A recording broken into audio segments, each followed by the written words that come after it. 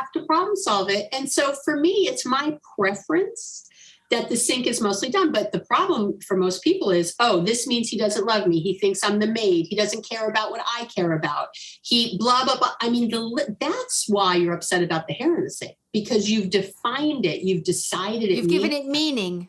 Mm-hmm. And so if you stop defining it and thinking it means something, it's just, he's not being passive aggressive. He's not trying to piss me off. He just doesn't see it like I do. To him, that is clean, most of it gone.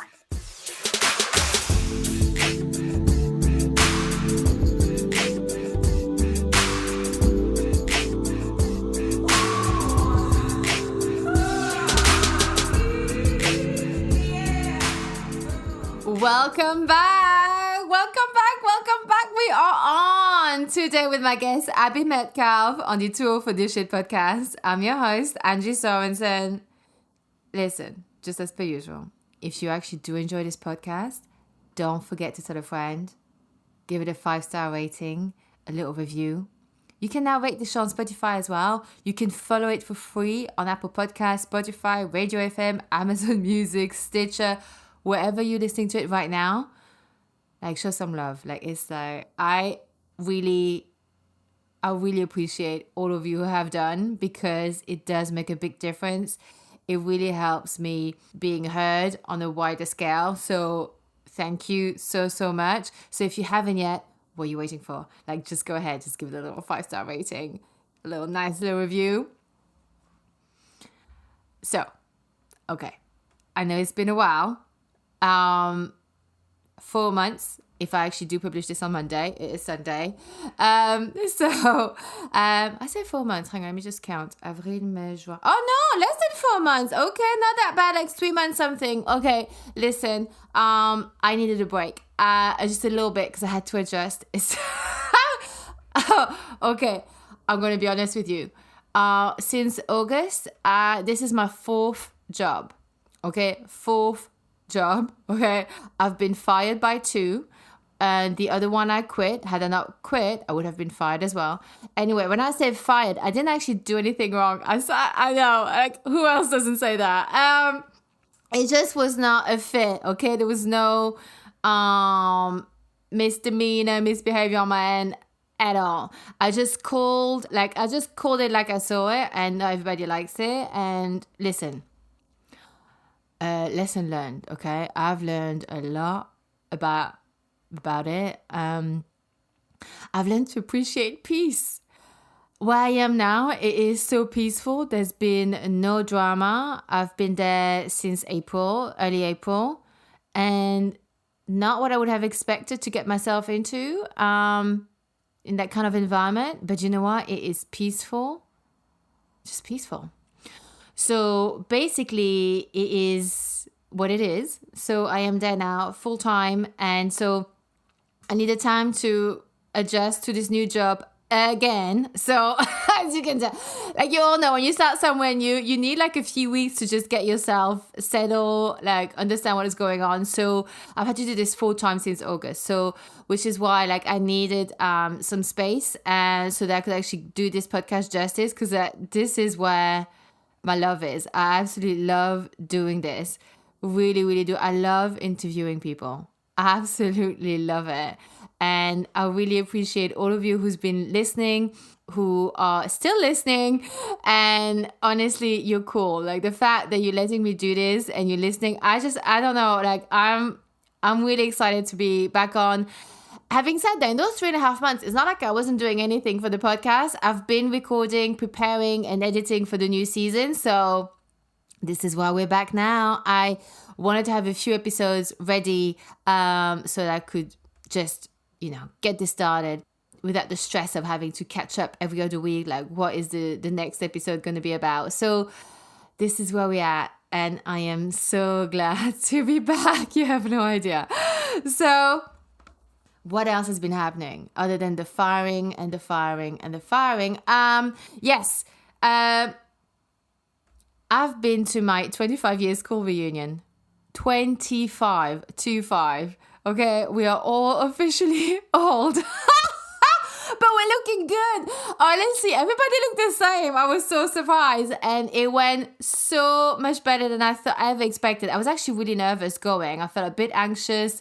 I didn't know what to expect. They were also, a lot of them, we were not necessarily mega close at school. Like, I haven't really kept in touch with most of them. So from that school, that was the last school I went to, so from like I think I was 15 to 18 at the last 3 years of secondary school, we call it in Belgium. But yeah, so anyways, I went there and we agreed that we officially lost the privilege to die young because it's just like, it's not going to be funny if you went there, but I know some of you who were there at the reunion are going to listen. Gregers, this is like, I swear to God, I promised that I was going to talk about it because you said you were going to listen to it. So I better see a message on Facebook where you send me that saying that you heard it. Okay, I said I was going to mention you guys. So there you go.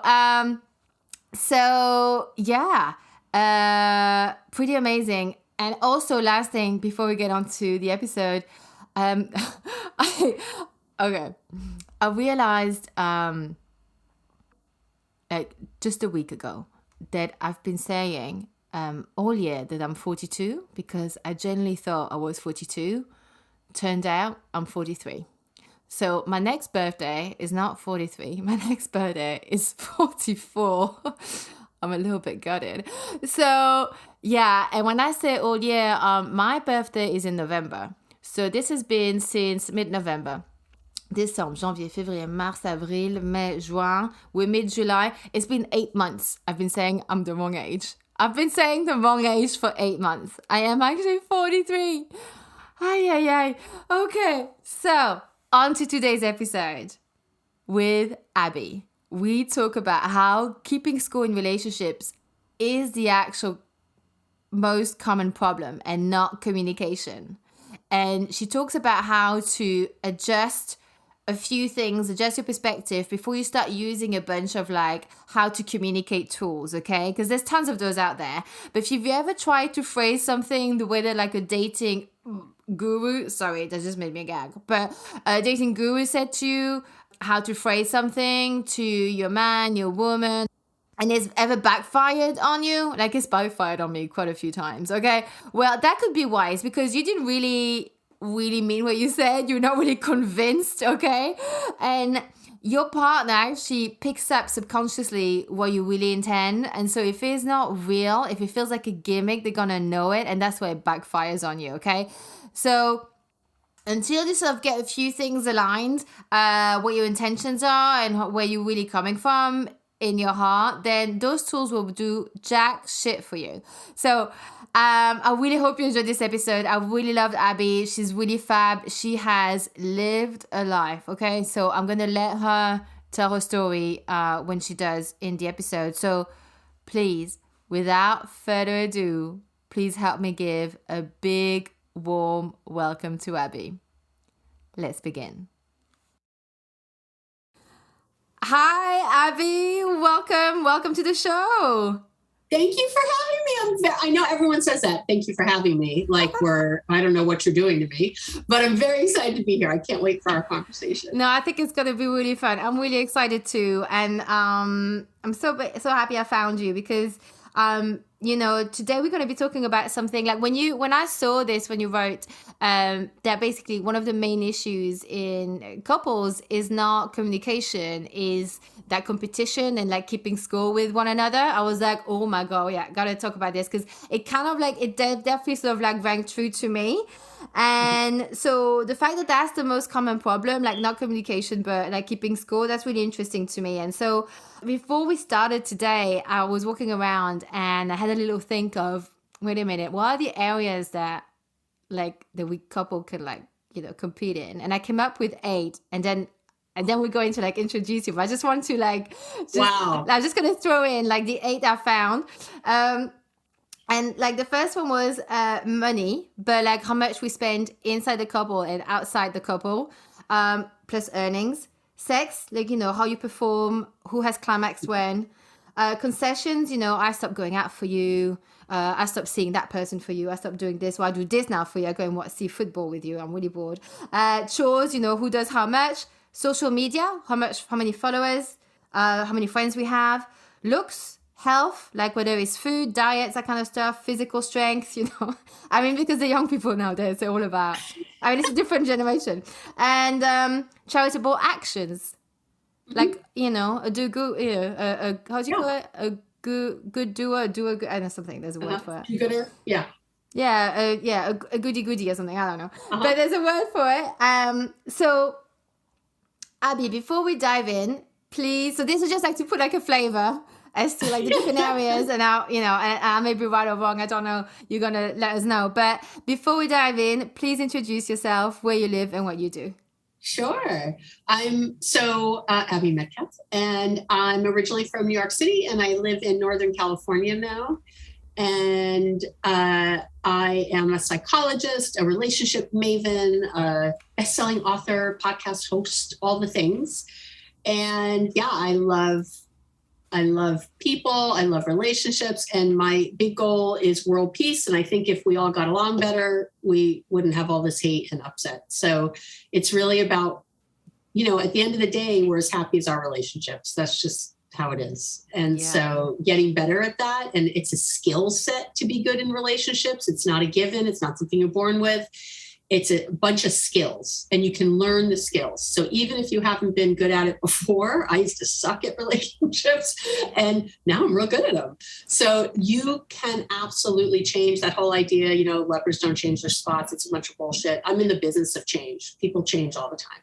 So we all can change. As a matter of fact, my goal, I always set intention before I come on a podcast or do anything. And my intention today was that every single person listening would walk away with one thing that they could, like one thing, like I can do this thing. I can make this happen. It's small and I can do it. And I can really see results from it. And I know that could happen. So that's what I came in. I love that, because how you said about like how it's a skill, it's not something that you're born with. Because I always feel like some people are just naturally much better at it, or just it seems like they're good at it. But in fact, like I think that's still true in some sense. Like maybe just nurture was different for them. But at the same time, even though they may be better at it naturally, it's also because they know they have to work at it. Yeah. So they know there's a skill behind. Like it's not like you just cruise along.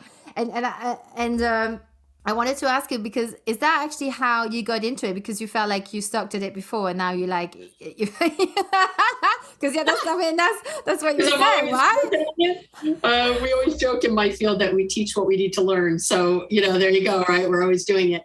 Well, I'm a recovering heroin addict, and so back in the day, my whole life was a shambles, and how I treated people and how I allowed myself to be treated, and the joke is always that I wasn't in relationships. I took hostages, like that's how I knew how to do it. And I went from man to woman to man to whatever. Yeah. I just went through relationships at about every year and a half I was a serial monogamist, and I would just, be in them and then get out of them, be in the next. And then I was ready with the next one. Never cheated, but I was always ready with the next one. Yeah. And I would get into that one and be in that one. And then I'd get out. And because I couldn't handle anything more. And, and then it was all about changing my life. So yeah, it was from, I think, those years of therapy with getting clean and sober, and then really realizing that wasn't the problem.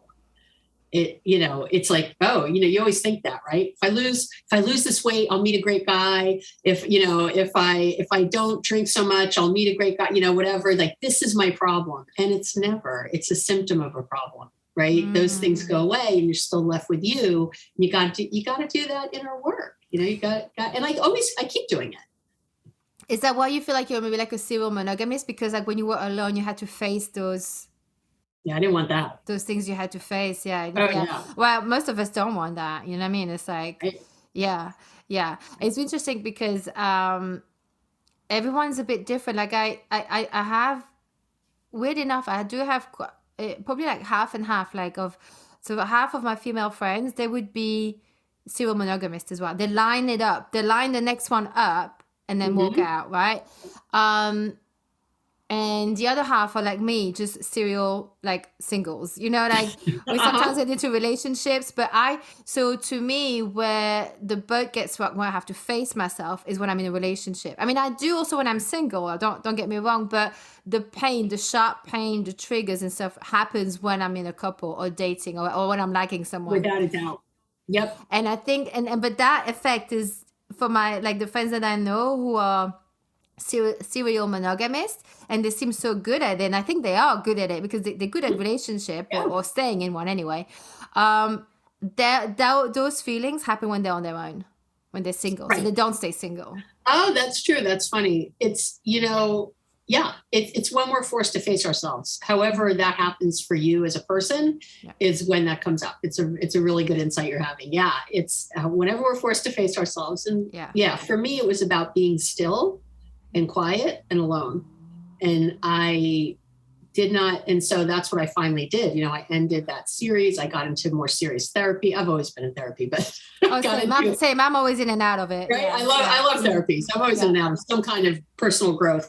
But I really took time to be away from relationships and purposefully and not date and really go do the work and see what that felt like to be on my own and what that was. And so, that was a really critical point in like my late 20s. I didn't get married till my 30s. I didn't have babies till I was almost 40. My children, I was 38 and 41. I was older. And easy, by the way, for anybody listening, don't be in a rush. All good, and they're healthy, and it's great. I'm an old mama, but other than that, it's all good. But I'm glad I waited. I'm so much better at all of it because I waited and I really did the work first. And didn't allow my clock to tell me my biological clock to tell me when I should or shouldn't do something. And anytime we're driven like that, it's fear-based. Absolutely. And you can't base a love relationship on fear. No. So you got to get rid of that stuff. You got to. No, the fear will happen in the relationship. You don't have to add it into it. Yeah, really. Don't start with more. You'll be really screwed, right? Yeah. So anytime you think that, like, oh, I don't have a lot of time left, or oh, I'm getting older, or it's such a kiss of death for really being happy because you're making choices out of fear. I always tell people, don't take action from negative motivation. Take it from inspiration.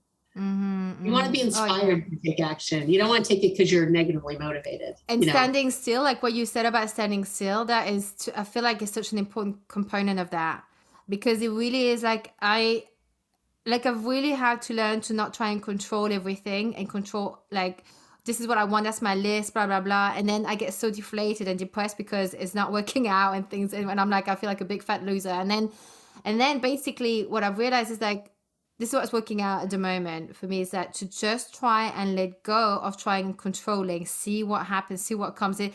And it doesn't mean I'm not doing anything. I'm actually doing quite a bit, but I'm not controlling how it needs to look like. And it's like beautiful. Opportunities that are coming in. It's like, I could never have planned that. However, it has all the qualities I was looking for it. Because for the longest time I've been asking for, I really want peace. So when you were saying about world peace at the beginning, I was like, oh yes. Because I was like, I've been asking this for a very long time, like I just want to feel peace and joy inside, just peace and joy. And I don't know how that's going to look like. I have obviously an idea, a projection and stuff like that, but it's to try and let that go. And I feel so much more relaxed. And I'm okay doing less, you know what I mean? Like sometimes like, today, no plan. It's my day off. I'm just not like it's, and then the rest of the time, I'm on it. But it's that stillness. And I gotta ask you because, not ask, actually, I just gotta say like, it really, I don't know what the right word would be. I don't know if there's anything that could make it justice, but I just want to say like big kudos to you, because that's a long way from like, like you were saying earlier about being addicted to heroin and coming off and doing all the work that you do.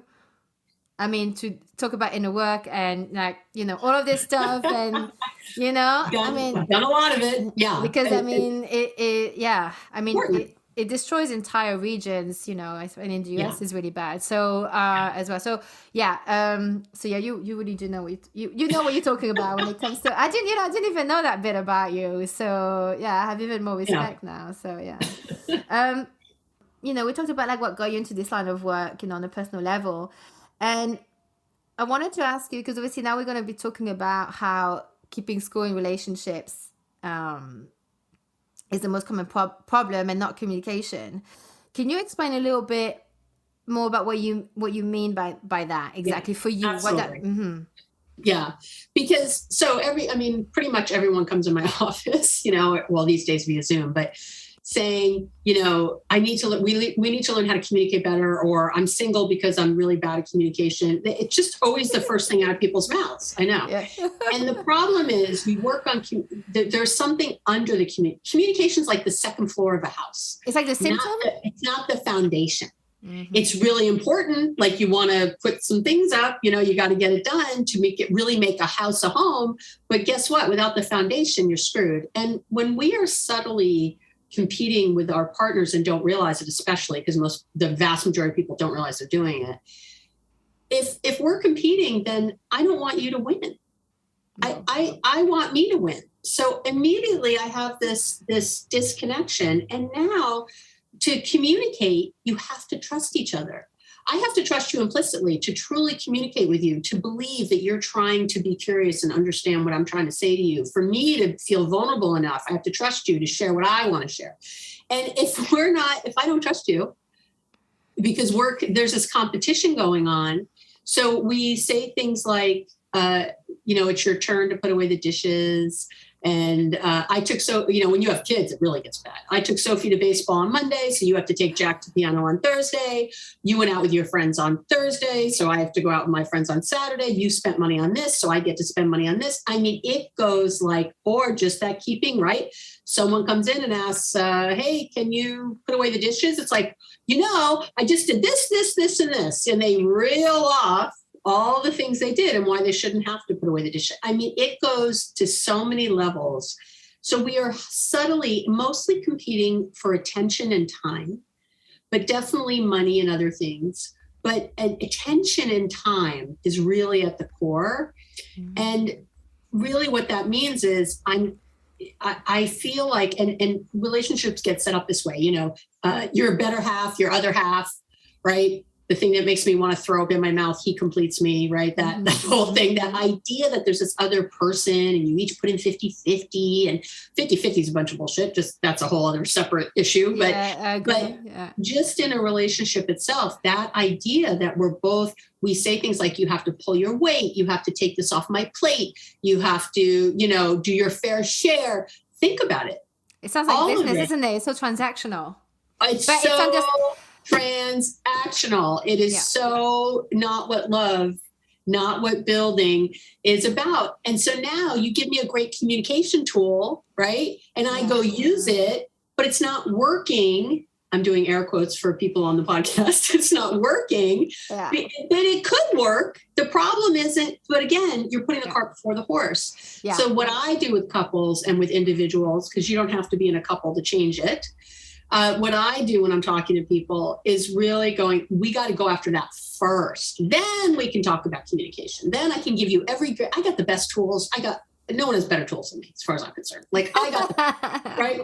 But they're not going to be used well. No, because the intention is going to be completely off. Exactly. Right? It's like dressing like a sheep when you are, was it a wolf, right? Because it's going to feel icky, right? It's I think because you can feel like it's that energy and it's going to feel icky. I'm going to say, you could do that sandwich theory, like, start with something positive, like I could flatter you. I'm like, my God, you did, you drove the kids so well today. Thank you so much. You did that really well. That's a load of crap. You didn't burn one red light. You didn't cross one red light. I'm very proud of you. So like underhanded. And then, then say what you really want to say, like, which is the crap. And then you finish off by saying, I'm so lucky to be with you. And it's just going to feel so icky, It's like, really why?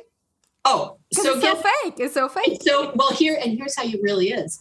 Our conscious brains process information at a rate of 50 bits per second. And our unconscious brains process information at a rate of 11 million bits per second. So people don't hear what you say, they hear what you mean. Yeah.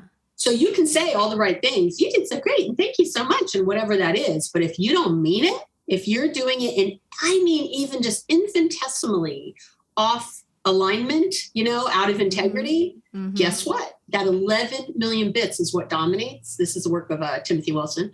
That is what dominates, and that's what everybody hears. And we all know it because we've gone into a conversation with someone and thought they were full of crap, even though they were saying all the right things. It did, like we all experience. But again, it's interesting because not everybody has that radar, I think, because a lot of people get so obsessed with words, and this is probably I'm taking it to a tangent, but I'll come right back. But that's okay. People are really looking at the right words, especially like, politically correctness and all of that stuff. And I can see the purpose of it. But I think when people are too obsessed with, or who says the right thing at the right time, that's when you let real evil through, because people are not learning to listen to themselves and listen to the intention. That's why in acting and comedy, now I don't know how, now things have changed, but originally, 30 years ago, you still say, you can say whatever you want, is how you say it.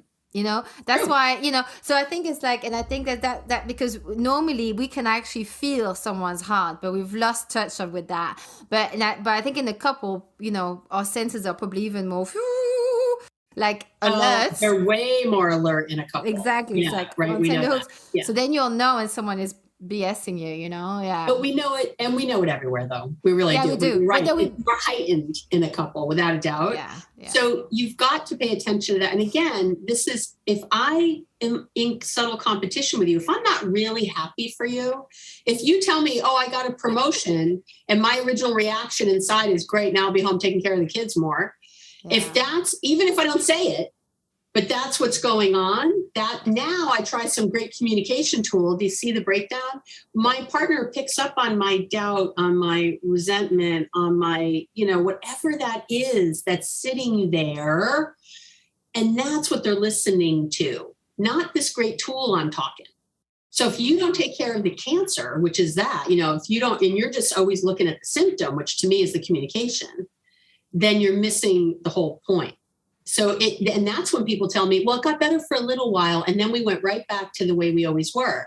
And I know every time when I hear that, I'm like, oh, because you didn't take care of the real problem. Yeah.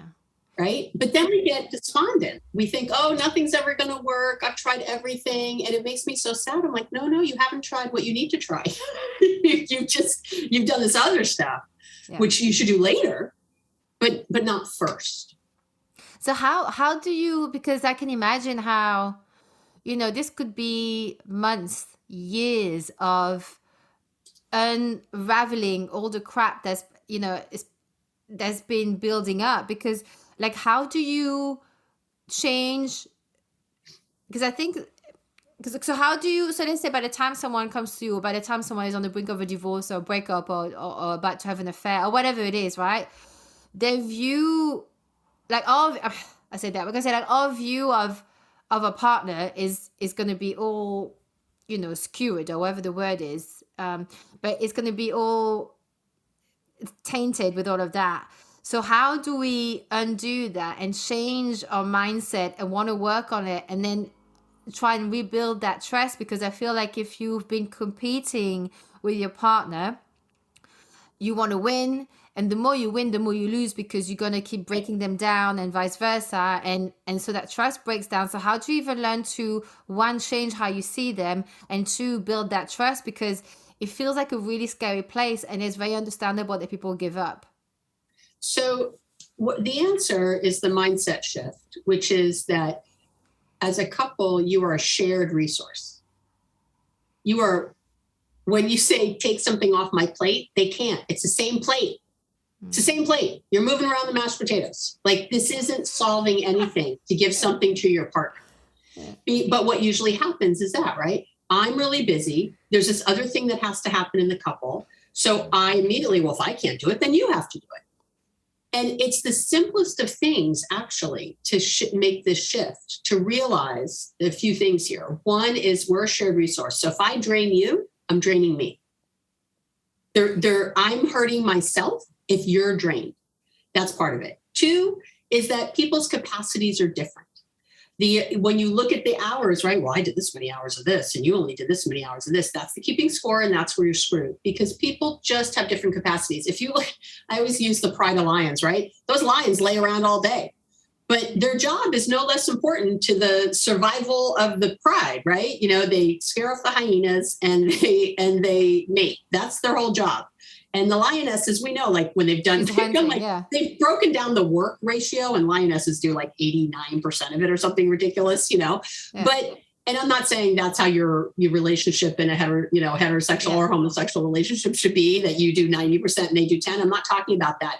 But I am just saying that we all have different things we bring to the table that are valuable. Yes, and absolutely. If you don't value that, one of my favorite stories ever, I'm just going to say it really quick, is I had, my air was low on my tire and my car. And I didn't, grow up driving car, like New York City, you don't have a car. I didn't really understand that the air in the tire was so important. And I also didn't know how to get it done. I didn't know how you added air in the tire. I have no idea.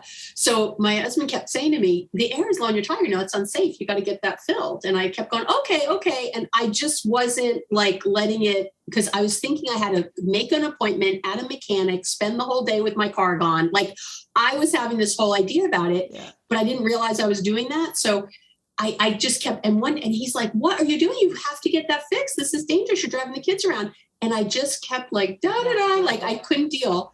One day I came out and the air was in there. And I said, I acted like he split the atom. Okay. I was like, oh my God, thank you so much. You put the air in the tire. I was like, just going into it.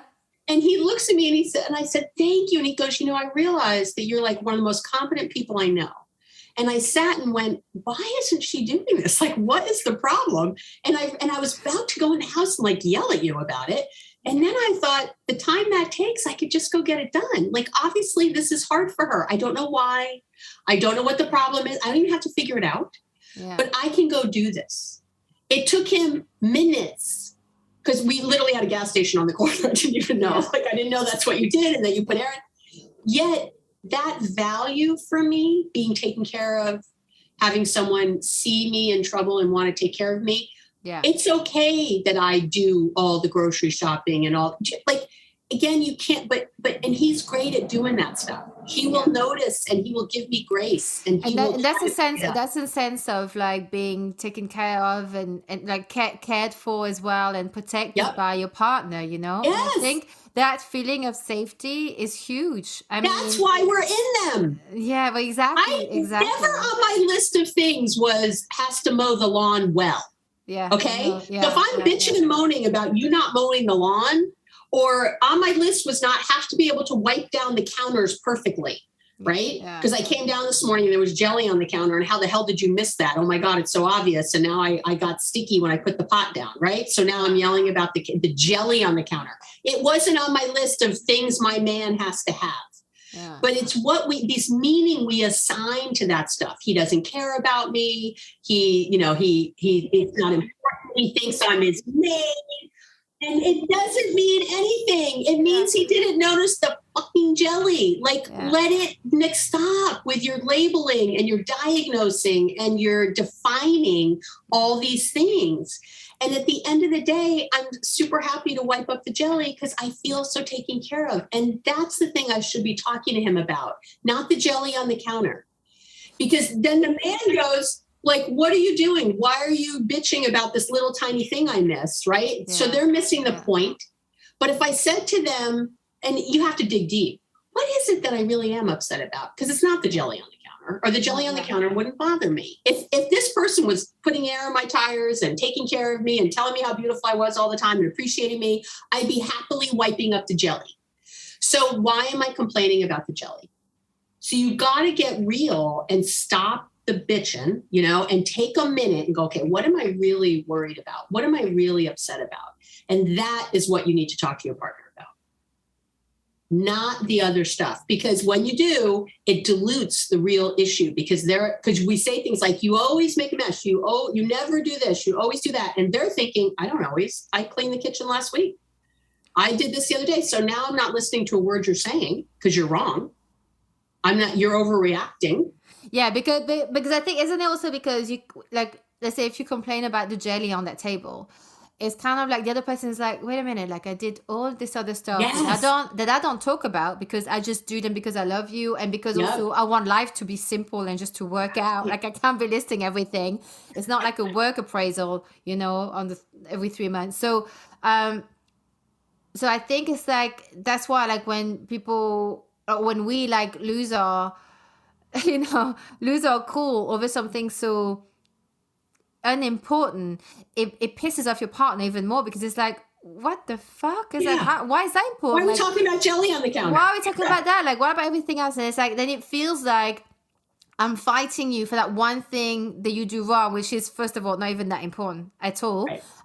And not actually appreciating everything that you do right? So I think that's also then it becomes that vicious circle. But how do you not get to that point? Because, you know, like you said something earlier about, you know, you blow up over one thing. I mean, maybe I misunderstood, but I feel like you blow up over one thing because there's all this other stuff that you're pissed off about, right? So it's that passive aggressiveness almost, or just keeping it in, not expressing yourself, right? Mm-hmm. So how do we not get to that place? Like, how do we learn to? Because I feel, to me, that's how I feel. Like, I feel like it is a communication issue. Like, yeah, there's definitely like the competition. I get that 100%. But I feel like to avoid that, I'd have to get also better at the communication, or to actually know what's going on. Actually, no, you're right. Because it is really about understanding what I'm upset about. Yes. But then once I know what I'm upset about, how to express it feels really scary. Well, let's even back up from that. What am I really upset about? And is this a thing to be upset about? What I find all the time is that's the issue. So I'm really upset about this jelly. I'm real, right? And then you go, okay, what are you really upset about? And I start to think, well, I don't feel safe. Why don't you feel safe? Well, he doesn't tell me he loves me. I'm like, okay, does he tell you, but how does he show his love for you? And I will find 90% of the time, I swear, that he is doing so many things to show his love, just not the one thing she's looking for. Do you know what I mean? Or the way she wants it to be. Or the way she wants it, right? Mm-hmm. And so for me, it's a lot about acceptance of who we're with and not trying to change them and trying, again, not labeling it. It doesn't mean he doesn't love you because he didn't say I love you, right? Or my favorite, she doesn't want to have sex with me. I get this from the men. You know, so she doesn't find me attractive. She's this, she's frigid, she's that, like all these things. And I'm like, whoa. Why does it mean all that? First of all, why is it right that you should have sex more? Like, why is that right and the other's wrong? That's number one, right? Even that.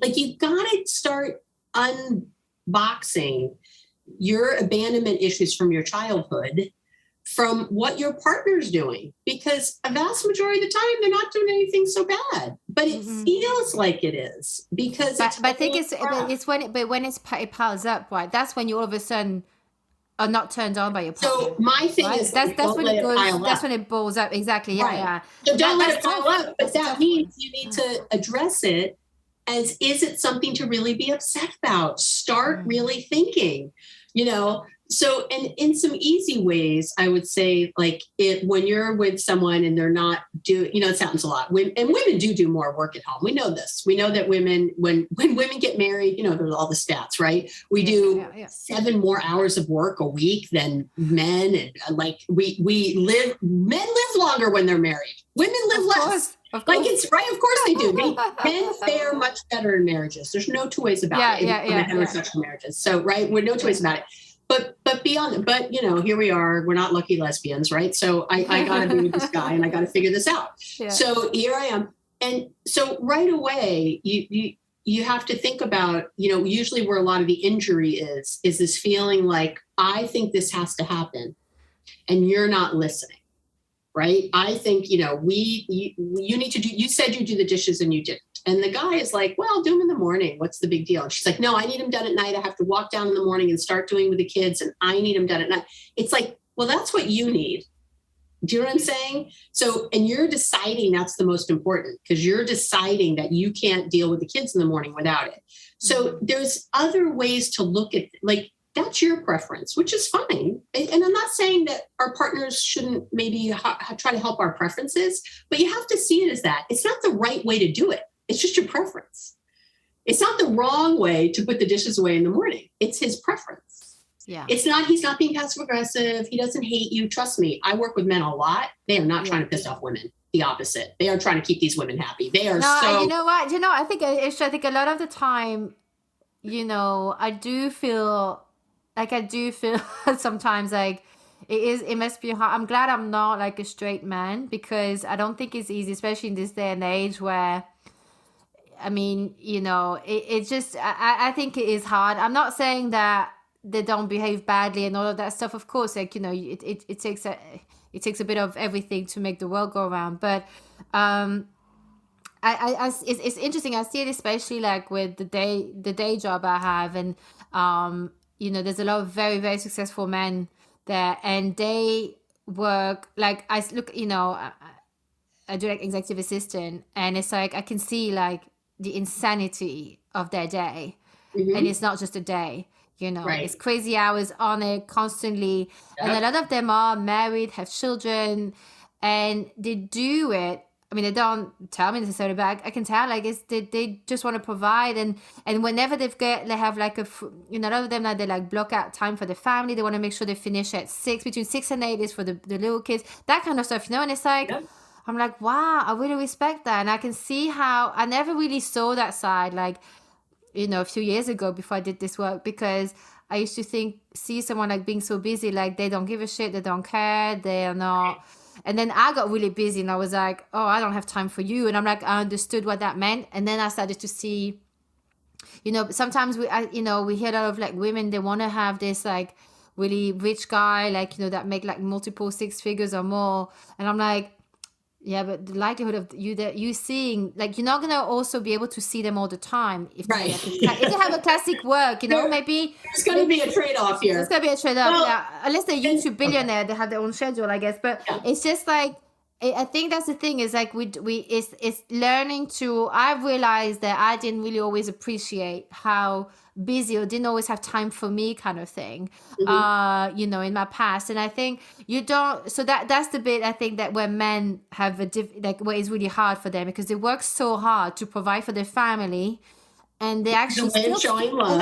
And they're showing love, exactly. And they're still making time out of their day, as hard as it. They're trying. But the woman, I can see why she's exhausted. She's looking after the kids all day. She may also still have a full-time job, whatever it is. And she's exhausted. Yeah. She's exhausted. And I think it's about seeing each other and understanding how hard our days or can be, right? And I think it's like being seen and feel understood is going to make it better, right? But also not, again, comparing. Because, I have the women going, I'm working full time, I'm doing all this. And it's like, okay, but your capacity is different than his. And that happens a lot. Our capacities, our emotional bandwidth, our ability. And so again, the answers easy ones are add resources from outside the couple. Yes. Every time something has to happen at home, don't just look to your partner to do it. Again, we always get down to that very, atom level, like, oh, well, if I can't do it, you have to. It's like, let's hire someone to do it. Let's barter with the neighborhood kid to pick up I had a thing with picking up the dog poop in my house. I can't even tell you for how long. I was like, and I have kids and they should do it. And that's what's right. And I don't understand. But, at the 100th time I stepped in dog poop and was screaming about it, it was like, I can be correct or I can be effective. Which am I going to choose right now? And I'm going to choose effective. And I'm going to hire a neighborhood kid for like nothing to come walk the dogs and clean up the poop, because I don't want to complain about it. I'm going to use a resource from outside my family, even though it should happen somewhere else. Oh, well. Oh, fucking well. This isn't, again, correct or effective? Which would you like to be? Make a choice. You can't be both. Yeah, or just be happy as well. Like, we're talking about peace earlier. Right. That's part of it. Yeah. That's the effective part. I want to feel calm and not step in dog poop, and I don't want to be screaming at people. So $25 a week, it feels very, it wasn't even that. It was like $5 a week. But anyway, there's one. The other thing is to take things off of your collective plate. So you want to remember, your shared resource. So if there's things on the plate, how are we going to handle these things? So we're going to add resources from outside the couple, or you're going to decide that things don't need to be on the plate that you were so sure should be on the plate. So I remember, like, when the kids were little, I made a choice at one point. I was like, we're not going to be in 3 sports and an instrument and taking out, like, my kids are not going to go to Harvard, and I'm okay with that, because guess what? Yeah. They're happy. I'm happy. I have happy, phenomenal kids. I really do. I have teenagers that I don't complain about. Who has that? That's not a common thing. I say, hey, Max, go bring the garbage down. And he says, sure, Mom. And he jumps up and does it. Yeah. Wow. Not a complaint. Not, he's grateful. He gets it, because this is the way I've been treating my children for years, and they've been treating me. There's a way. I don't have them overscheduled. I don't have them like, you have to have these things or you're never going to have a life. Screw that. Those are choices we made. I remember when they were really young, not putting as much money in retirement because I was paying for outside help for things, because I didn't want to ruin the marriage. Like, there's choices you have to make. You can't always do it all. No. But taking things off the plate that we felt like we had to do, that had to happen. It's like, nope, doesn't have to happen. My kids do not know how to play an instrument. Nope, don't know how. They have not cured cancer. They haven't discovered an app. They have created an app. They haven't done a lot of things. But I have great, amazing kids who care about people. That's what I got. And those were the choices I made. But you have to make your own. I don't diss people who find other things more important. No, that's fine. But I guess it's like you decide, like, it's like everyone, we all have different like priorities, and they all have different hierarchies where they stand. And it's like, you need to make a decision. Like you said, you had to make a compromise. It was less money into the pension. And that's something that someone else wouldn't do. It's like, so, but you also, you had to make a concession. Like, that is a real thing. You just had to. Yeah. So I guess like, I sort of want to talk a bit like about the sort of the things that you can't really change, or it's not so much you cannot really outsource. So like, for example, like sex, I mean, you could outsource it, but I just mean, that may not be your first choice. But like, for example, like money, like that could be dating or marriage. It doesn't matter. Money is always going to be sort of like a thematic, right? And sex as well. So like, for example, if you are, I was thinking about like keeping score, right? So let's say with money, like, sometimes people like, there'll be like this battle about, well, I bought lunch, and then I bought dinner, and then I bought groceries, and then you bought like all this stuff, and like also competition about how much you earn, because now women, we can earn more than men, so those are things like that. It actually can become quite a big issue, right? Because one person is going to feel how do you say, taken advantage of. Take advantage of. I know, it makes me crazy. They're not going to have enough power in the relationship. And it's the same thing with sex. Like, how do you, because it's all very well and good to go, well, just because I want it this way doesn't mean it's the right way. But let's say if your partner is always getting off, and you are getting off like 1 time out of 10, and they're not listening to that, all these little things, they will add up and make you resentful of the person, right? Stop before they get there. So let's take sex really quick, right? So my partner gets off more than I do. Yeah. So number one, do you need to get off more? Like, are you sure? Again, is this a tit for tat, a tit for something? It's just like what is it? That's number one. Number two, it's a we problem, not a him. Let's say you're the one who's not getting off. I'm assuming, right? Yeah. It's a we problem, not a him problem. Oh, and not a you problem. It's also a communication problem, right? It's like, did you say what you needed to say? Yeah. One of my favorite things is to ask, if you want to improve your sex life, the best question ever is to ask your partner, hey, what do you want to see more of in our sex life? What would you like to see more of? It is such a great jumping off point. I say a lot, you have to connect to correct. So don't go after your partner if you're not in a connected place. Don't start asking for what you need and what they should do, and they're not right and all the things. That is the biggest mistake people make. If you're looking at communication, you have to connect to correct. So when you're connected and doing well, you're out for dinner, it's really great, you're vibing, everything's good. What a nice time. Not to say I haven't liked our sex life. That's not going to get you anywhere. But to, again, correct or effective, going back to my other little thing I say, but effective is, hey, what would you like to see more of in our sex life? What's your favorite thing about our sex life? What do you want to see less of?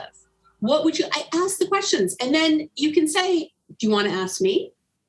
If they don't reciprocate, it happens sometimes. People don't reciprocate. But don't just do it. Ask. Would you like to hear my thoughts about it? Would you like to ask me those same questions? But if they said no, you'd be pissed off. I mean, I would. I'd be like, oh, okay. I'd be upset. If they said no, find out. Oh, can I ask why you don't want to ask the questions? is that, again, we're a team. If they're having trouble, I'm having trouble. I don't need to just go on the other side now and go, well, fuck you. I asked all the things. I can't believe you're not doing. That's tit for tat again. We're back to keeping score. That is not why we're having the conversation. Yeah. This is really interesting that you like when you just said that.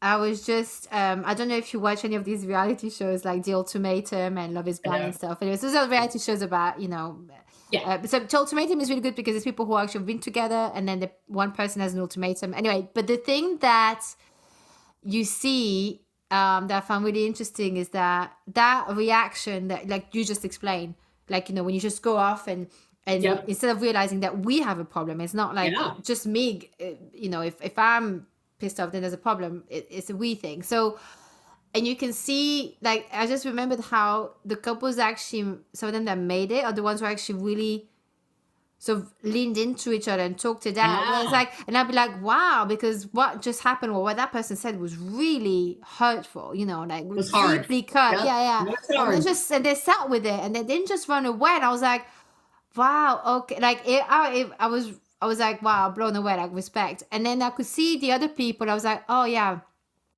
Defensiveness. Yeah, there's like, whatever, don't care, like, attitude. I was like, oh gosh, yeah, I've done that before. That really is not good, is it? Like but like seeing, that's where like, reality TV, like, we can trash it all day, but in a way it's kind of been a good psychological, like to sort of like look at all the stuff that, because all of us have, a lot of us have bad behavior. We've not always been great. And, the things that we know we need to work on. And I think it's really realizing how relationships, they do take work. It doesn't take work. It takes joy. I don't want you to think like it's all this work to do all this stuff. I want to be inspired. Remember, I want to take it inspiration. Like, I love this person. We can't figure out our sex life. I love them. God damn, we're going to figure this out. Yeah. Because I love you so much. I'm going to keep on this. I'm going to stay curious. But you see, that's the attitude I like. I think that's brilliant. That's a great attitude. I'm going to be kind. I'm going to be thoughtful because I know that's the way in. I know it. We all know it. Everybody knows it. I don't have to be hurt. I don't have to take it personally that he doesn't want to have sex as much as I do, or that I'm not having an orgasm every time. Obviously he didn't learn well about that. Mm-hmm. Oh no! Well, the thing is, like it worked well maybe for his ex. Yeah, it could have. She might have been thrilled, like, great, get off me. Yeah, who knows? But it's the same thing for us, like for me as a woman. What worked well with the next may not work with the next one. It's the same thing for all of us. And I think, and that's the thing. It's like, what you do, it probably is amazing for a different body, but like right here, it's not working. Yeah, it's not working for me, right? So we need to figure this out. Yeah. Right. So having that openness, that curiosity, that compassion, or even that knowing, like, oh, we just have to figure this out together. And if I just go after him and how wrong he is and how bad it is, no one feels good from there. There's nowhere to come back. But if I start talking about sex as an exciting, fun thing that we're doing together, and I start asking questions, I say the other thing. Do you love all my little things? I say a lot of things a lot. I say, don't sack your relationship. Don't offer suggestions, give advice, or criticize. S.A.C. Don't offer suggestions, give advice, or criticize. Don't sack your relationship. Instead, ask questions. So instead of me going in with my partner criticizing, because that's what that is, if I'm saying you're doing it wrong, that's in whatever nice way I say that, it's criticizing.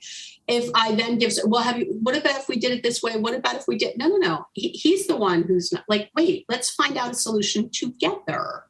So, and we do that by asking questions. But what if you know that if you just switch slightly to the left or to the right, this will work wonders. Like that is. Well, that's different. That's during sex, right? You're like, hey, move over. Hey, do this. Hey, do that. That's during sex. And if for some reason he refuses to do it, you'd ask a question. Yeah. Hey, did you hear me when I was yelling out, go left, last night? Yeah. I bet you'll say no. Oh, if they get upset, some of them, they feel like it's like school, right? They get upset. You want to, in the moment, you can ask, or just position yourself different. What the hell? I don't know. I get mine. Like, figure it out, right? I got a man who cares about that stuff. Thank God. But, I think it can be easy that way. Again, it's if we decide like he's not listening and he's not doing what I ask. And I've asked him before to do this and he keeps not doing it. it's like, okay, if you were at a job and there was a problem and you said, oh, here's the way we should fix it, and it never got fixed, and then you didn't, or you just kept trying to say it over and over, do it this way, do it this way, do it this way, and it never, of course, you get fired.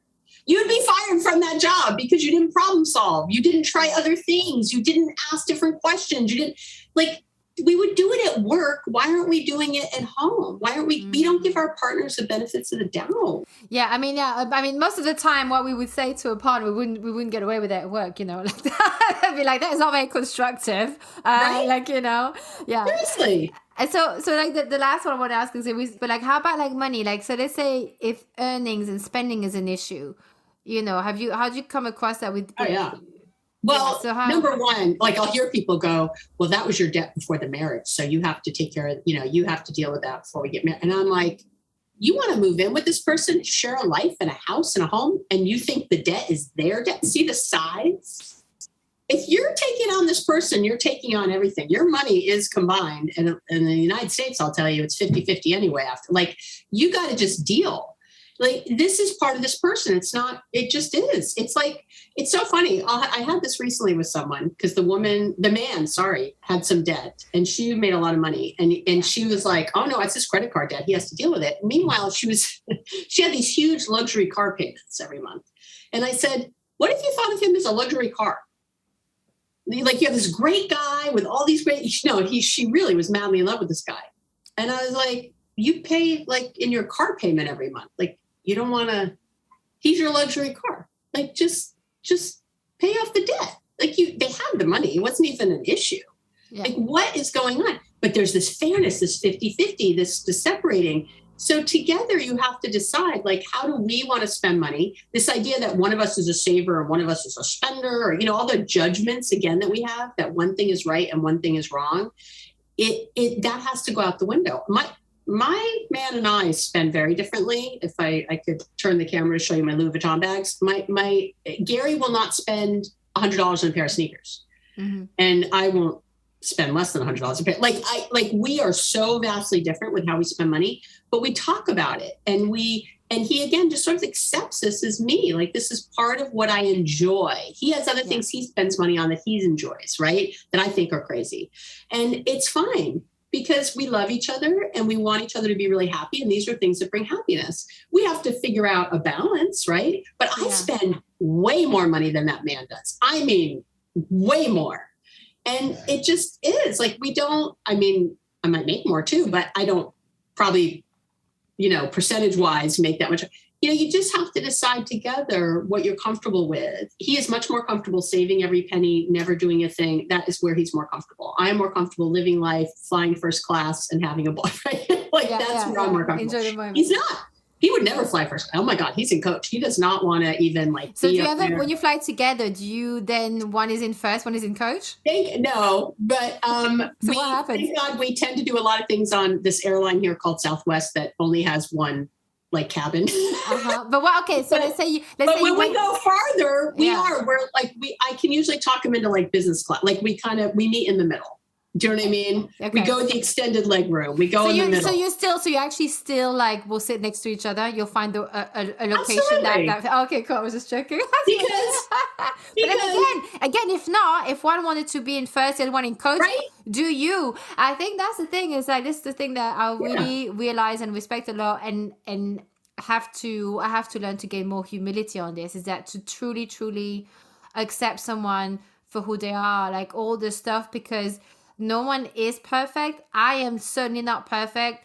And I think that it really, I don't know, correct me if I'm wrong, but I feel like the more I accept myself with age, the more I learn about stopping judging, a lot of that kind of stuff, the more I think also I'll be able to reciprocate that for someone else and attract that. Whereas if I'm too hard on myself, I'm going to attract that same kind of person, because you meet the right. So I guess previous guest here, Izzy, she said about how there is no wrong person. You meet the right person at that stage in your life, and then from there you meet someone else or whatever, or you stay with that person and you grow. But And it makes so much sense because it really does. Like, it really is a mirror. It is the weirdest thing. And that's why, like, that inner work, like you were saying, and that you're a big advocate on, is mega important. Yep. Um, but Because is it's that not, inner work? Yeah, go on, go on. well, it's not about unconditional love. It's about unconditional acceptance. Acceptance, absolutely. You don't have to understand it even, because you're not going to understand. I mean, yeah. You're not going to feel loved if someone doesn't really accept you. And I hear couples all the time, they're like, well, she knows I unconditionally love her. I'm like, no, she doesn't. Let's say I had a gay son, and which is, of course, the Jewish mother's dream. I didn't end up with one. But anyway, I tried. It didn't happen. But let's say I have a gay son, but I'm homophobic. And I say to my son, I love you so much, but the gay thing, that just don't talk about it with Then me. you're not accepted. Do you think my son's going to feel loved? No. Yeah, of course not. And what we do, and that's an extreme, and I give it because we do it all the time with our partners. We don't accept them fully for who they are. And we're trying to change them, or just this way, if they just do this. And so they don't really feel loved. And then communication breaks down. And then, right, we're on opposite teams. Yeah, and if you don't feel loved and accepted, you're not going to trust that person either, because you're going to start to be on edge about it. You're going to be a bit like on eggshell, walking on eggshell. And I think it's like family, right? I mean, families are really interesting because it's like there's loads of things that, like, I mean, and then I don't always understand. I certainly feel like I live the certain thing. I'm like, oh gosh, I definitely would never live that way or do this.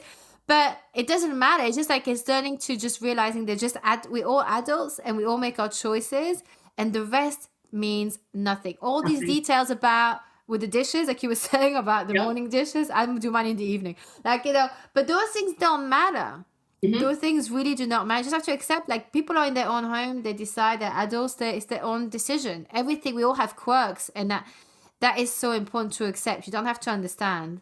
No, and you don't have to change it, but you can figure out, okay, I really want the dishes done at night. So can we get help to put away the dishes? And the first thing, I don't know, can we get other help so I'm not in something else, so I'm not so drained that I don't mind putting away the dishes at night? Exactly. You know what I mean? Like, where can we problem solve this equation? One of my favorite things is that I've asked Gary, he leaves whiskers in the sink after he shaves, right? So there's whiskers in the sink. And I asked him, I was like, I think that's gross. Come on, babe. You got to rinse it out. Give me a break. So he does. He rinses it. But you know what? There's always some left. There's always some friggin' whiskers, right? And of course, in my head, I'm like, how can you miss this? We have a white sink. You have dark whiskers. What is going on? So here's what I did. I timed it. How long does it take me to rinse the sink myself after he's done it, right? How long, really? Because I'm bitching and moaning about this for a long time. I am embarrassed. I wanted it to take 10 minutes. That's what I wanted it to take. Yeah. Are you ready? I timed it a few times because I'm so crazy. It was an average of 4 seconds. Of course, yeah. 4 seconds. I am complaining about something that takes me 4 seconds that I prefer, not him. So if I had to give him a grade on doing the sink, he does most of it. It only takes me 4 seconds, the rest. Yeah. I'd probably give him an A-. Am I really bitching and moaning about an A-? And that's the thing, is like, you complaining about takes way more than 4 seconds, because that energy drain is going to last a bit longer, right? So, and then it's the whole, and then you've invested into that negative vicious cycle. And it's like, and I think also in a way, like, what came up to me about him and his whiskers in the sink is that I feel that unconsciously it's him making sure that other male know that there's a man in the house. Do you know what I mean? I don't know. I think it's a bit that, marking territory, but in a civilized way. I think that could be, because I think he just doesn't see it, but it doesn't matter. I think it's a lot of men, they will leave those, what's that, they're not. Maybe, no matter. Or just get a sink of a different color so you don't notice it. And there you go. There's another option. I could get a black sink and I wouldn't even care. I'm serious. You have to problem solve it. And so for me, it's my preference that the sink is mostly done. But the problem for most people is, this means he doesn't love me. He thinks I'm the maid. He doesn't care about what I care about. He blah, blah, blah. I mean, that's why you're upset about the hair in the sink, because you've defined it. You've decided it. You've given it meaning. Mm-hmm. And so if you stop defining it and thinking it means something, It's just, he's not being passive aggressive. He's not trying to piss me off. He just doesn't see it like I do. To him, that is clean, most of it gone. That's clean. I took the time. I did it. He's in his head. It's like, you wanted me to like get a sponge? Like, what did you want me to do? It's fine. It's like with the air with the in the wheel, right? For you, it was a whole big thing. For him, it was like a 2-second job. It was like, why is she not doing this? Right. So it's like taking, I wasn't being passive aggressive. I wasn't being a mean person. I wasn't trying to take anything. I just didn't get it. And so if you can step back in your relationship early on, or as early, if you're listening to this after 5 years of marriage, start now, whatever, and start saying, we're a team. We are a combined resource. What hurts him hurts me. What hurts her hurts me. How do I come at things from a we perspective? How do I take things off our collective plate? How do I add, every time I think to ask them to do something, how can I stop and think, is there another way that could happen? You know what I mean? Is there something outside that we can bring in? You can barter if you have no money. Hey, mother of the kid I barely speak to, could you drive the kids on Monday and Wednesday to school, and I'll take them Tuesday, Thursday. I now have Monday, Wednesday off, right? Like whatever. There's a million ways. And like, I love what you just said, get a black sink. Yeah. Maybe I'm not joking. Maybe you get a friggin' black sink and call it done. Yeah. Like there are ways to get out of it's not right. Or again, that correct or effective, get effective, get real, and lead with love. Lead with love. I love this person. We need to figure this out. So I'm going to lean in till we do. Yeah. Because I think that feeling is incredible when you can tell that, that's why people say like, oh, he's my best friend, she's my best friend. It's not said, it doesn't mean you don't actually have another like actual best friend, that's outside the couple, but it's that feeling of you a team, it feels safe. And I think that's the thing that a lot of us appreciate. It's that thing of like, because when you're that place where you're going to figure this out together, actually there's a lot fewer problems all of a sudden, because you're actually in it together. You don't feel like they're the enemy. You don't feel like you have to fight them or win over them. Like you don't feel like you have to always battle. And I think that's such an important thing. And it's like a skill that is something that can get really ruined and lost so easily. It's easily done to break the trust. Easy. That's like it's cheap. You can do it for free. Like you can do it in 2 seconds flat, break that trust. But to actually nurture it, like when you do with friendships and family, it takes time. Yep. And you have to be conscious about it. And just that intention and being conscious every day. And believe it or not, again, when that's aligned and you really mean it, you're not doing it so that they'll do something. That's manipulation. That's not going to work. But you're just doing it because you're in that love space and you're allowing space for your person to meet you. What happens is that 11 million bits I talked about earlier, that's what they start to pick up on: the love, the openness, the willingness, the patience, the compassion. And guess what happens every single time? I can guarantee it. Your man will start to lean in. He'll start to feel it. They want to be kind back. They're feeling the love. When we feel the love, we want to lean in. Will it be perfect? Will it be exactly what you wanted? Probably not. But you'll start to see it. Because I hear people, they'll say, well, how long do I have to do this for? How long do I have to act this way for? And it's like, if you have that as your attitude, then you're already lost. Yeah. You can't be in the relationship thinking, I'll see how this goes, or, let's see. You have to just go, I'm all in. I'm all in. I'm not afraid. I'm not going to work on fear. I love this person dearly, and it's just going to work. I'm going to make it work. I don't know how it's going to happen, but I'm going to love bomb this person until they have no choice but to be basking in that love and love me back. Like, it's just how it's like, you're just so directed and sure. And that's it. So you don't have to worry about how long you have to do it. You don't have to worry about getting taken advantage of, which is crazy and ridiculous. You're not getting taken advantage of. I've worked with people 38 years now. I've never had anyone really get taken advantage of. That idea, that fear is so unfounded. Yeah, you can think, oh, this person like didn't really love me and just used me for sex, let's say, right? I got taken advantage. Did you? You're only taking advantage of if that's what you decide to call that. I call that a learning experience. I call that like, let me tune in better to the men I'm with or the people I'm with. Let me really make sure that I want to have. Did you want to have sex? Exactly. If you really wanted to have sex and nobody took advantage of you. Exactly. Yeah. And if you didn't, why were you having sex? Yeah. So to me, and this idea, well, he promised me that we'd be together if we had sex or something. Like, is that the only reason? So your only goal is to marry this person? that's your only outcome that can come of this? That's also Really? like, I mean, of course, that's deceitful from their end if they knew they were not gonna, they didn't have any Yeah. intention for that. But at the same time, it means that you're using sex transactionally because you're like, I'm only having Yes. sex if you give me commitment. That's also Right. trapping someone, right? That's also Yes. forcing someone, it's coercing someone in a way, right? So it goes both ways. It's like, yeah, he or she or they is Yeah. deceitful, but you are engaging in that process by saying, well, yes, to having sex with you, but we got to be committed. Now, Yep. I have done that. I was like, well, I'm not having sex unless we're committed and you boyfriend, girlfriend, that was like years ago. Mhm. And I thought I was doing the right thing. I thought I was respecting myself, blah, blah, not understanding why he wasn't putting out. And I love it. yeah, and then, but then you live and you learn. And it's like, so yeah, it's like I didn't realize how icky I was making it too, Yeah. Yeah. So And it's okay to be checking in with yourself and saying, like, oh, I don't want to be having sex with everybody I date. yeah, no, Although I mean, it's that's okay not, if you do, by the way, I don't care. But I'm just saying for you, like if you always catch feelings, if you have a really hard time once sex is involved, then yes, you should be waiting and seeing and making, a little more sure that this is a person that you want to really invest in.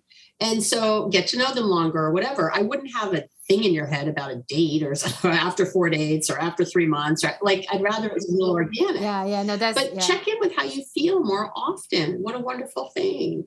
Like, yeah. what is that you catch feelings so quickly? It's okay to, but what is it? Where is that from? And how else can I do this? And again, problem solve it. Yeah. Don't decide it's bad or good or anything. Just, and if you don't catch feelings and can have sex with a lot of people, I would problem solve that. I would say, I wonder what that's about. Do I not allow myself to get attached? Do I not is sex the only way I can feel close to people and then I'm out? I don't know. There's a lot of things to ask, not judgmentally, not because you're wrong, not because you're right, but because you want to grow as a person. That's what we're all here for, right? Growth. Yeah. That's what we're here for. That's success. Yeah. So as we're always growing, we're questioning. We're like, wonder why I do that? Or, oh, I used to do that when I was 20. Now I'm 30. Is that still something I believe? Is that still something that works for me? But that's actually also one of the definition I feel of freedom is that if you don't allow yourself to change your mind on certain things, I can say like that principle of I only have sex if it's commitment, or I can see whatever it is that you have, then you're trapping yourself as well. It's like you're only a jail of principles, right? So like you said, like, reviewing every once in a while, actually, how do I feel about this? Like check in with yourself and go, like for me, I need to review like, wow, I'm not feeling I want to be close physically with anyone. I'm just like, it's been a while now, but it's like, but I know it's there, and I know like, and there's certain things I need to like check in with myself and like, probably get help on. But it's like, but I think it's like you said, like it's being that accountable and touching in with yourself and like be okay with it. Like, just go, okay, well, that's where I'm at. And if you let someone else cross your boundary. own boundary, that's it. Yeah. Then that's you letting them to. I'm not saying like if they chain you to a wall, that's a bit, that's different. But I'm just saying like if they are, if you're letting them and go, yes, and all these kind of things, is that there are, I think there are, of course, extreme cases of people who are extremely good at manipulation. That's not what I'm talking about here. No. But, like, it's just like in any, like, I guess, like in the general rule of like normal, people with like good intentions, then yeah, usually what happens is all consensual. And that's why we have to check ourselves before we wreck ourselves, Yeah. I'm so not cool enough to say that, but yeah. I know. It's like, I'm not either. I would say this too. Your boundaries. I talk about boundaries a lot because most people, when you're mad at someone else, it's usually because they've trampled some sort of boundary you have. That's usually why. But really, you shouldn't be mad at them. You want to look at yourself because you haven't expressed it. You haven't set the boundary. Or maybe you've said it, but then, but they come over it, right? You said, please don't call me at work, but then they keep calling you at work. And you keep answering the phone. So guess what? You're not respecting your own boundary. You've said it. It's done. If you're answering the phone, that's on you. You don't get mad at them for calling still. just look at yourself. But that's what I see all the time. People, they're mad at the other person. Well, he should keep calling me at work. I've told him 100 times not to do. 100 times? Really? You have not kept this boundary 100 times? You should say something once, maybe twice. That's it. If you're still saying it, you're the one who's not holding your boundary. You're the one who should be checking yourself. You're the one who you should be mad at, if anybody. I hope you're not mad at yourself. But, calling yourself to task. Stop answering the phone. Well, if I don't, he gets mad when I get home. Then have a consequence for that. Then don't allow that. Don't allow that when you get home. Call him out on it. And again, you can say, so what is it that you keep calling me at work? I need to understand it because this is a boundary I have. You get mad when it's not. So let's talk about it. What do you need that you're not getting from me? That again, it's a we problem if he's still calling you at work every day. It's a we thing. So you can get mad, all of us do, but then try to be loving and kind and compassionate. Like, what is going on? Why does he keep doing that? That is really the question. And even to ourselves, when we're doing something we don't like, we're like, why did I do that? Right? We get all, and I really want you to step back and go, why did I do that? That's curious, as opposed to belittling and angry at yourself. But to really step back and go, wow, hey, I keep doing that thing. What?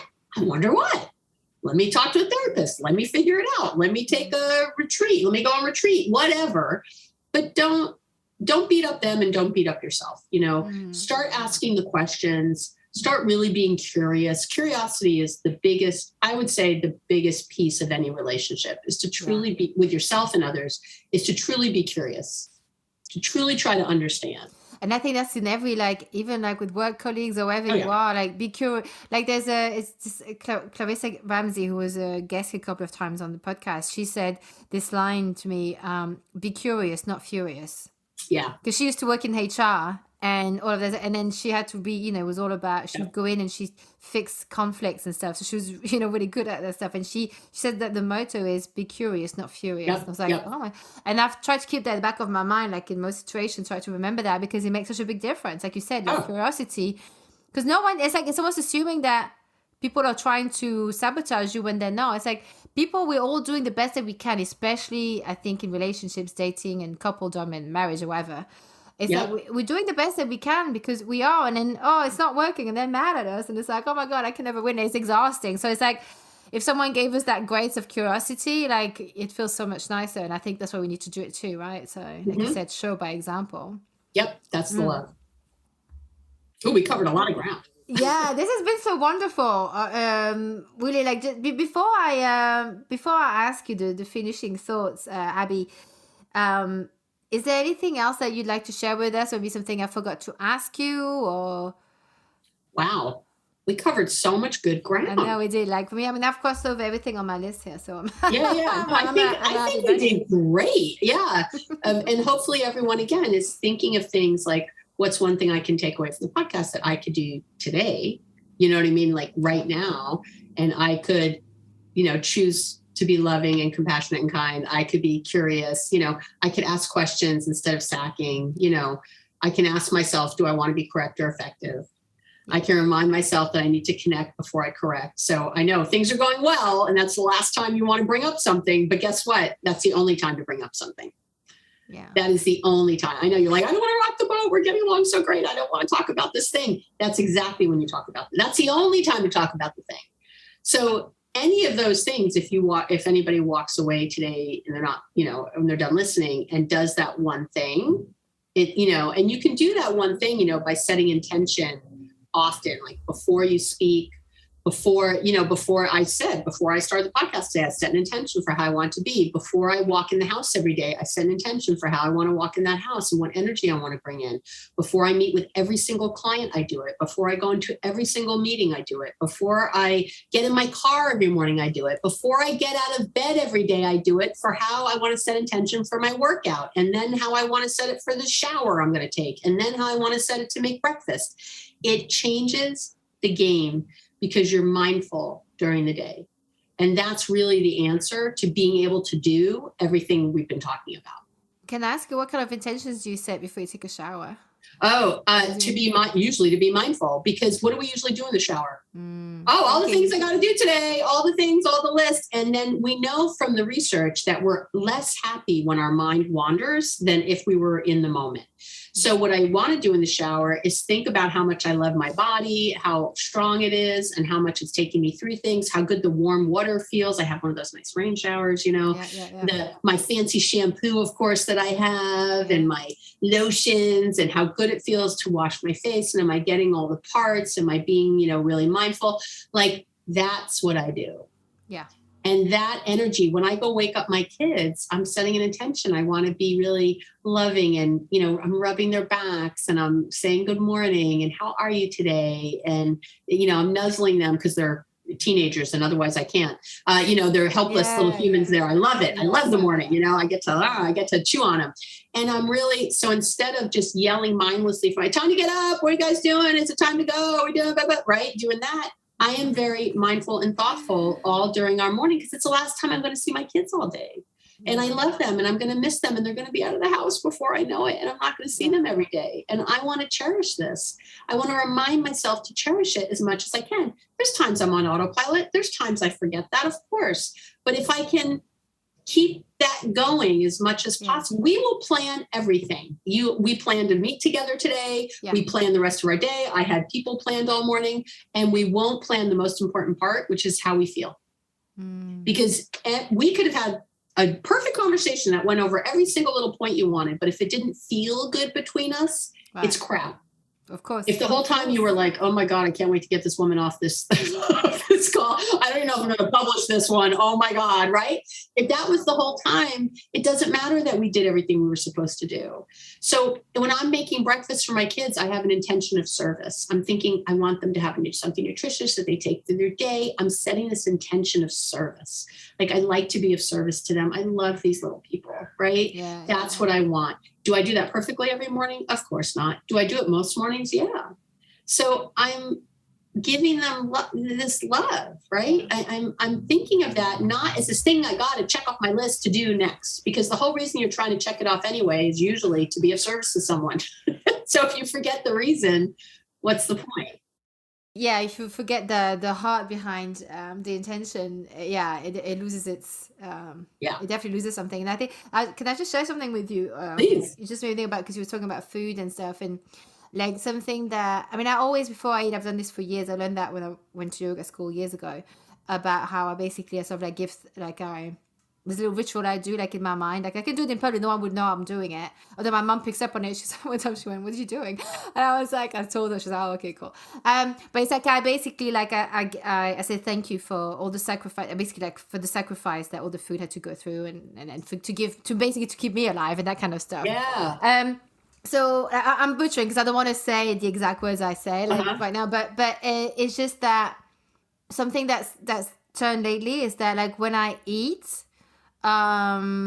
especially when, like, like with my work, often, like, I get breakfast, lunch, that kind of stuff is great, and it's like really nice food, and but I also do it at home when I cook. But it's like I look at it and I'm like, there's a whole world in my plate. Like, when you think about it, and it makes me feel it all of a sudden, it makes me feel so deeply grateful. Not like, oh my God, like I'm not worthy. Not that way. It's more like I'm so happy. Like, I'm really appreciating everything I'm eating, because it's like there's a whole world in there. So even if you just had spaghetti bolognese, well, you have fields of wheat, right? That had to happen. Everything had to happen. Harvested. It was in someone's, on their homeland somewhere. Exactly. The farmer doesn't take a day off, it's like it's all year round. Yep. And then, the sugar in that had to also be done. If there's eggs in there, like all the chickens, if there's milk, there's the cows, if there's meat, there's the cows again. And the sauce, the tomatoes had to be grown somewhere hot, and all of this stuff. And it's like, and then it had to be created in a factory when they made the pasta and when they grate this, all of this stuff. Anyway, it's like, the world on your plate, right? You have a world in your plate. Like, beautiful. It really is that. You have your one. It's like, it's that feeling of like, oh my God, like, how lucky are we? It's like, because I think it's something that's forgotten, because Yeah, it's just, I think, I don't know if maybe like, because exactly know what it's like to skip a meal and be hungry. So it's like, it's not hungry, like I wouldn't say that, but like I know it's like to be broke and having to skip meals and change diet because of money. Sure. So like I feel like so rich, like when it's like such a luxury that I actually allow myself to have a lot. Now I go and I get like pancake for breakfast at the cafe after I go to yoga. It's like little pleasures like that. It's like it makes me so happy I could cry. I'm like, oh my God, I can't believe I'm having like these nice pancakes. Like it's I like love it. It's just like, and someone made for you. It's like it's so nice. It's like it's so good. So Beautiful. yeah, it's that thing and it's that feeling. And I think you feel better, and I think you that is contagious to people around you, and that's how you can sort of little by little change things, just around you on a macro level. Without a doubt. Love it. So I wanted to ask you, so first of all, thank you so much, Abby. This has been really wonderful. You've got great energy, like you're really out there. Love this, really, really do. And I want to ask you the finishing thoughts I ask all of my guests, and there's two of them. And the first one is, what lesson, I've changed this a little bit recently, because I used to ask, what did you wish you'd realized at 18? But I want to change it to, so you're going to be the first one answering this change. I'm like, a new question. Go ahead. What lesson do you wish you learned sooner? Oh, to live slowly. Yeah. That's where it is. Yeah, I felt that. Yeah, I agree. Yep. That's where I'm at. Stop being such a, when I'm 16, I get to do this. When I'm 18, I get it. When I'm 20, right? Even now, it's like, oh, and then there and there. It's like, live slowly. It's really good here. Yeah, it is. It really is. And the second question is, what stuff do you not put up with anymore? Not speaking, not saying what my boundaries are, and not holding them after. I'm really good now with saying what I need and what I feel, and allowing space for whatever that is around it, but being very clear about where my starts and stops are for me. Yeah. And keeping that accountable as well. Yep. Yep. Yeah. Oh yeah. That's great. Abby, can you please tell us, thank you so much for today. And please tell us, where can we find you? How can people work with you? How can they get their book, listen to a podcast, plug all of the stuff? All the things. The podcast is called Relationships Made Easy, and it's downloadable everywhere. And I actually have England is the UK is our second most popular country. We're in 158 countries now. It's so crazy. So wow. You know how it is. It takes on a life of its own. It's so it does. amazing. It does. Yeah. And then my website is Abby Medcalf, ABBY, M as in Mary, E, D as in Donald. That's the difference. It's Medcalf and baby cow, Medcalf.com. And everything is there. So the podcast, the blog, there's a lot of free stuff, which I'm really proud of on the website. There's plenty to buy too if you want to spend money, but there's plenty of free stuff with no weird. I'm not weird. I'm not sleazy. So if it's free, it's free. There's no weird thing that you end up getting that you didn't want. But there's a Learned Optimism Jumpstart workshop on there. You can learn about being more optimistic. It's like a whole training. You take the test. It's so much fun. It's free. And there's a mindfulness starter kit and a meditation starter kit. And then my book, my Amazon #1 best-selling book, Be Happily Married, Even If Your Partner Won't Do a Thing.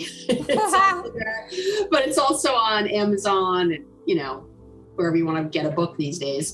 But yeah, the website, abbymedcalf.com, has everything right there. Is that title of your book because if one person changes, that's how you can start to change for both? Exactly. See, look, I'm showing it on camera. And because I did that for years. I was working with these executives and changing their marriages, and I never met their wives. Yeah. And I thought, oh, this is weird. How is this working? How is this happening? Because they kept reporting all this more happiness. And, I realized that, you can change your relationship absolutely, even if your partner won't do anything, and really transform it. And so it really is lead by example, isn't it? You don't have, it's sometimes overly talking about it to your partner is almost like a killer. It's just do the thing. And do the thing. Let them inspire you. Either they'll come with you or they don't, but it's exactly. That 11 million bits. They start turning and it's beautiful. Yeah. Oh yeah. Was it the subconscious or the unconscious? I always get it wrong. Subconscious. Well, the subconscious, the unconscious are the same. In psychology, we say the unconscious, but the problem is people think of that as being unconscious, being not like dead on the, like almost dead. Blacked out. So the term subconscious got coined, but really it's the exact same thing. Okay. It's the exact same thing. Thank you so much for clarifying that. And thank you so much for today, Abby. It was really, really lovely. And honestly, go and find her, listen to her on her podcast and check out her TED Talk and all of that. So thank you so much, Abby. You're amazing. You're delicious and yummy. And it was great. Love it all. And that's our episode. I hope you enjoyed it. Please don't forget to rate, review, share it, subscribe it on iTunes, follow it on Spotify or whichever platform you listen from. However you show love is how you can support this show. Drop me your questions or suggestions for future episodes via the website at angie-s.com or come and find me on Instagram at @ToolForThisShitPodcast. See you next week, and until then, Using health inappropriately.